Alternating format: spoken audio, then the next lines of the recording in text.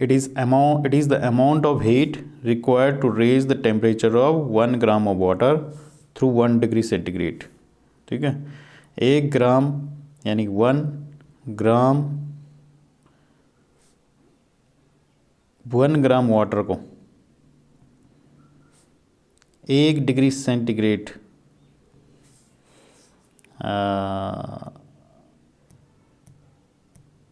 1 degree centigrade तक temperature अगर हम रेज़ करते हैं, क्या करते हैं, बढ़ाते हैं उसे, ठीक है, बढ़ाते हैं, तो 1 ग्राम वाटर को 1 डिग्री सेंटीग्रेड तक टेम्परेचर बढ़ाने के लिए जितनी एनर्जी की आवश्यकता होती है, जितनी हीट की आवश्यकता होती है, वो आपके पास क्या है, वो हीट क्या है, 1 कैलोरी है। ठीक है, 1 कैलोरी है। और ये जनरली हीट जो है 15 डिग्री सेंटीग्रेड से 16 डिग्री सेंटीग्रेड तक, मोर प्रिसाइजली अगर हम बात करें, ऐसा अगर किसी वाटर का टेम्परेचर 15 डिग्री सेंटीग्रेड है, उसको 16 डिग्री सेंटीग्रेड तक बढ़ाने के लिए जितने टेम्परेचर के जितनी हीट की आवश्यकता होगी, वो क्या होगी, कैलोरी होगी, 1 कैलोरी होगी। तो जो लार्जर यूनिट है हीट की, वो तो किलो कैलोरी है, KCl। तो 1 जो KCl यानी किलो कैलोरी बराबर होता है 1000 कैलोरी।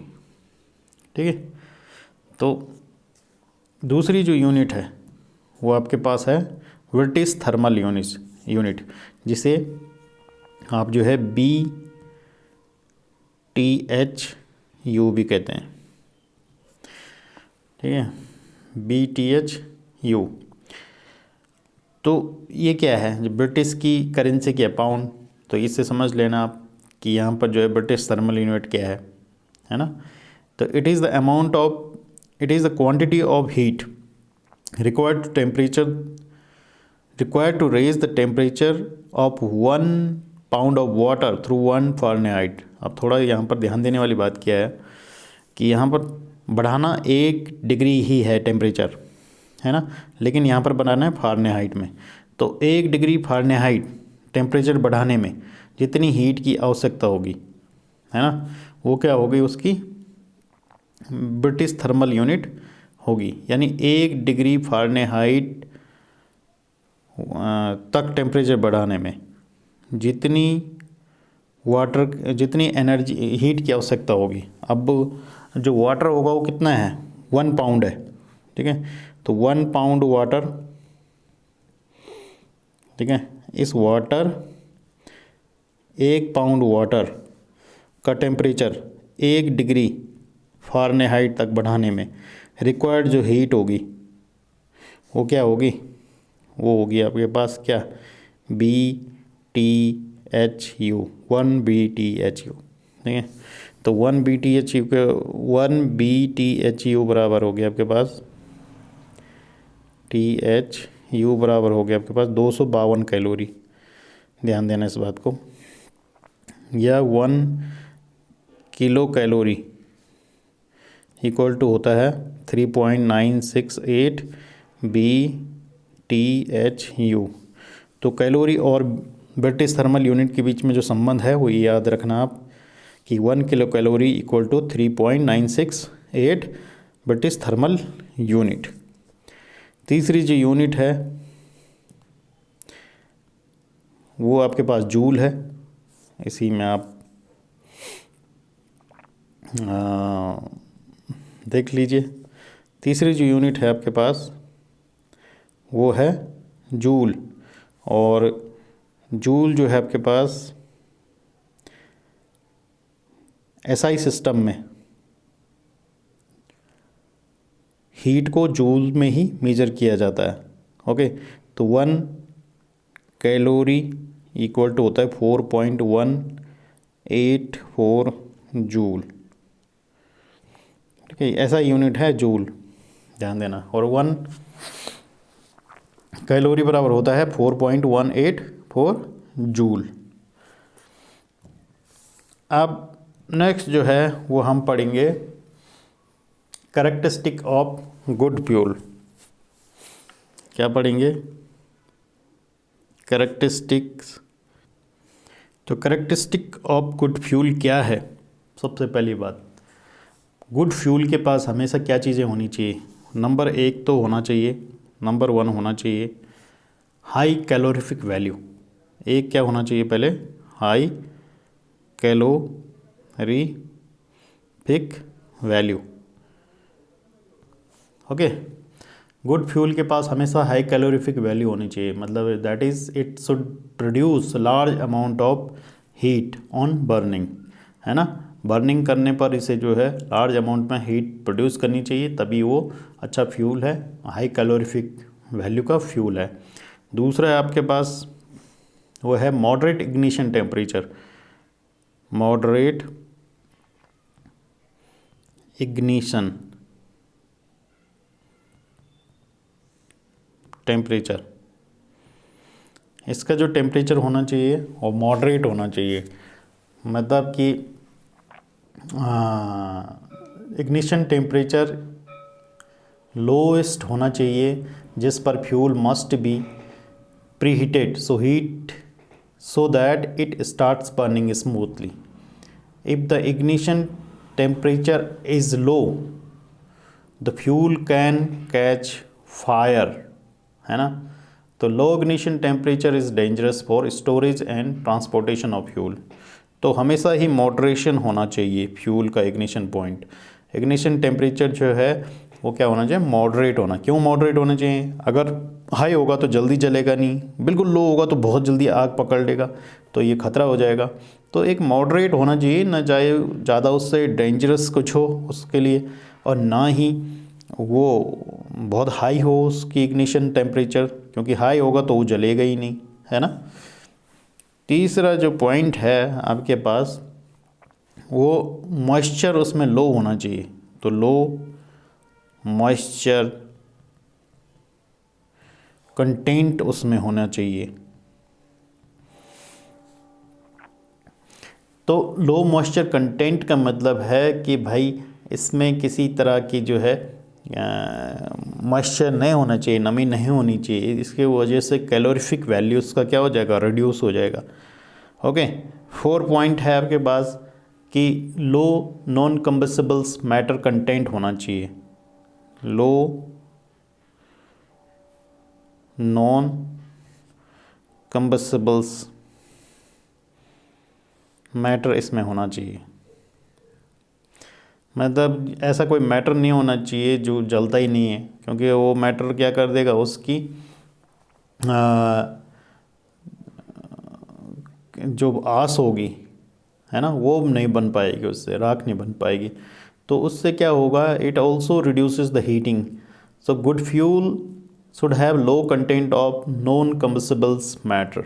ओके, 5 पॉइंट है आपके पास। पॉइंट नंबर 5 वो है मॉडरेट रेट ऑफ कम्बशंस, है ना। Temperature of combustion of fuel depends upon rate of combustion. If the rate of combustion is low, then required high temperature may not be reached soon. On the other hand, too high combustion rate cause high temperature very quickly. तो rate of combustion क्या होना चाहिए? बहुत ही moderate होना चाहिए, ना ही कम होना चाहिए ना ही ज़्यादा होना चाहिए, है ना। लो होगा तो फिर वो धीरे धीरे जलेगा, हाई होगा तो बहुत जल्दी जलेगा, तो ठीक ही होना चाहिए, है ना। मिनिमम स्मोक और पॉइजनस गैसेस इसमें बननी चाहिए, पॉइंट नंबर 6, है ना। और पॉइंट नंबर 7 जो है आपके पास इम्पोर्टेंट, चीप होना चाहिए। कोई भी फ्यूल तब जाके मार्केट में उसका एक वो अच्छा फ्यूल कहलाएगा, एक आइडियल फ्यूल कहलाएगा, अगर वो जो है चीप भी हो और इजीली जो है आपके पास अवेलेबल हो इन बल्क, है ना। ट्रांसपोर्टेशन, पॉइंट नंबर 8 जो है आपके पास इजी ट्रांसपोर्टेशन है। गुड फ्यूल के पास हमेशा ही इजी ट्रांसपोर्टेशन होना चाहिए उसका, और लो कॉस्ट होनी चाहिए ट्रांसपोर्टेशन की, है ना। कंट्रोलेबल कम्बशंस होना चाहिए उसका। तो कम्बशंस किसी भी फ्यूल का क्या होना चाहिए? कंट्रोलेबल होना चाहिए, जब चाहो आप उसको जलाओ, जब चाहो उसे कंट्रोल करो, है ना। नॉन स्पॉन्टेनियस कम्बशंस होना चाहिए। अब नॉन स्पॉन्टेनियस का मतलब है कि भाई जो फ्यूल है उसका वो खुद ही नहीं चलना चाहिए, है ना, नहीं तो वो तो फायर पकड़ लेगा और खुद ही जल जाएगा। तो आप उसे कंट्रोलेबल, अगर कंट्रोल के अंडर में होगा वो, तो फिर इजीली वो आपके पास अच्छा फ्यूल होगा। लो स्टोरेज कॉस्ट होनी चाहिए। अब ऐसा नहीं कि बहुत ज़्यादा कॉस्ट कहीं पर हो रही है उसकी, ऐसी ख़तरनाक है वो कि भाई उसको स्टोर भी नहीं कर पा रहे हम। हाईएस्ट पायरोमेट्रिक इफेक्ट होना चाहिए। तो पायरो मीन्स होता है आग, फायर, है ना। तो पायरोमेट्रिक इफेक्ट का मतलब है कि highest temperature obtained with the fuel, है ना। तो फ्यूल से अगर आप उसको इग्नाइट करेंगे तो पायरोमेट्रिक इफेक्ट अच्छा होना चाहिए। ऐसे नहीं कि आप जला रहे हैं उससे जो है आपकी खाने नहीं बन रहा है, या जो है वो उससे जो हीट ही प्रोड्यूस नहीं हो रही है और लागत जो है उसकी बहुत ज़्यादा है ना। तो ऐसी कंडीशन नहीं आनी चाहिए। नेक्स्ट है आपके पास advantage of gases fuel over solid, मतलब हम मेरिट और डिमेरिट बात कर रहे हैं गैसेस फ्यूल्स के ओवर सॉलिड और लिक्विड फ्यूल्स की। तो advantage of gases fuel over solid और लिक्विड फ्यूल्स, क्या गैसेस फ्यूल के सॉलिड और लिक्विड फ्यूल की क्या सॉलिड और लिक्विड फ्यूल के ऊपर क्या एडवांटेज है। तो सबसे पहली बात भाई, गैसेस फ्यूल जो है कैलोरीफिक वैल्यू जो होती है गैसेस फ्यूल की वो अच्छी होती है, हाई होती है। सॉलिड और किसके, आप कैलोरीफिक वैल्यू जो आप घर में चूल्हा जलाते हैं उसमें ब्यूटेन गैस होती है, आप वो देख लीजिए उस गैस की कितनी अच्छी कैलोरीफिक वैल्यू होती है उसकी कंपेयर टू सॉलिड और लिक्विड फ्यूल्स के। Okay, the gases fuels on burning do not produce ash, आपके घर में जो गैस जलती है क्या उससे कोई एस प्रोड्यूस होती है, कोई राख प्रोड्यूस होती है, नहीं। तो बिल्कुल लोएस्ट स्मोक और एस इससे प्रोड्यूस होती है, अच्छी बात ये। इसके अलावा जहाँ पर इसको सप्लाई की ज़रूरत पड़े वहाँ पर पाइपलाइन के थ्रू इसे सप्लाई किया जा सकता है और इससे मैनुअल लेबर में रिड्यूस आ जाता है ना। तो it eliminate the manual labour. The supply of the gas to the burners can be easily control, अच्छी बात है ये, है ना। बर्नर में आप जो है गैस को ईजीली जो है इसको कंट्रोल कर सकते हो। गैसेस फ्यूल इजी लाइटेड, मतलब आसानी से जल जाता है ना। Gases fuels are economically than those of solid और लिक्विड फ्यूल, जो गैसेस फ्यूल है वो थोड़ा सस्ता है, इकोनॉमिकल है, because no extra heat is required for heating और igniting them. Hot waste gases can be reused for pre heating the air and gas to be required in certain operation. The flames can be made oxidizing, reducing and neutral by regulating the air supply. और इसके अलावा है this requires metallurgical operation. Okay, अब disadvantage क्या है अगर हम बात करें, डिसएडवांटेज क्या है गैसेस फ्यूल के सॉलिड और लिक्विड फ्यूल के कंपैरिजन में। एक तो गैसेस फ्यूल लार्जेस्ट वॉल्यूम को ऑक्यूपाई करता है, तो उस वजह से जो है लार्जेस्ट टैंक्स की ज़रूरत पड़ती है उसके स्टोरिंग के लिए। इनफ्लामेबल की बात करें, अगर इनफ्लामेबल यानी उस अगर उनकी इनफ्लेम की बात करें, जलने की बात करें, तो ये हाई होते हैं और इस वजह से फायर भी कैच कर लेते हैं। तो बहुत ज़्यादा केयर की इसमें ज़रूरत होती है ना, वाइल यू आर ट्रांसपोर्टिंग। सो ये तो डिसएडवांटेज हो गया, केवल ज़्यादा डिसएडवांटेज नहीं है भाई, ध्यान दीजिएगा। तो अगला है advantage of liquid fuels over solid fuels. अब लिक्विड फ्यूल की सॉलिड फ्यूल के ऊपर क्या एडवांटेज है। लिक्विड फ्यूल लेस वॉल्यूम को ऑक्यूपाई करता है, weigh less than solid fuels, they require less space storage, ये अच्छी बात है। फिर liquid fuels do not leave any ash, ये भी जो है लिक्विड फ्यूल जैसे गैसेस फ्यूल था वैसे लिक्विड फ्यूल भी कोई ऐस नहीं बनाता है और या रेजिड्यू नहीं बनाता है ना। और दे आर इकोनॉमिकल, ये भी इकोनॉमिकल है भाई। Manual labour cost in the case of liquid fuel is far less than solid fuel. Solid fuel जैसे मतलब कोयला है समझ लीजिए, तो मैनुअल लेबर जो है वो कोयले को खनन के लिए या उसको ले जाने, इधर उधर ले जाने की ज़्यादा ज़रूरत पड़ती है, रेदर देन आप जो है पेट्रोल को ले जा रहे हो किसी में। पेट्रोल का क्या है, बहुत सारा पेट्रोल जो है वो एक टैंक में आ जाता है आसानी से, है ना, लेकिन उतनी कैलोरीफिक वैल्यू का कोयला नहीं आ पाएगा उस टैंक के अंदर, है ना। लिक्विड फ्यूल्स जो है इजीली बर्न हो जाता है हाई एफिशिएंसी के साथ, है ना। और इसके अलावा flame cause due to the burning of liquid fuel can be very easily extinguished by the turning off. इसके अलावा जो है जो जैसे मान लीजिए पेट्रोल है, तो पेट्रोल को आप किसी मेथड के द्वारा कंट्रोल कर सकते हो, टर्न ऑफ करोगे फिर no extra fuel is wasted, है ना। तो इसकी ये एप्लीकेशन ज़्यादा अच्छी है। ओके।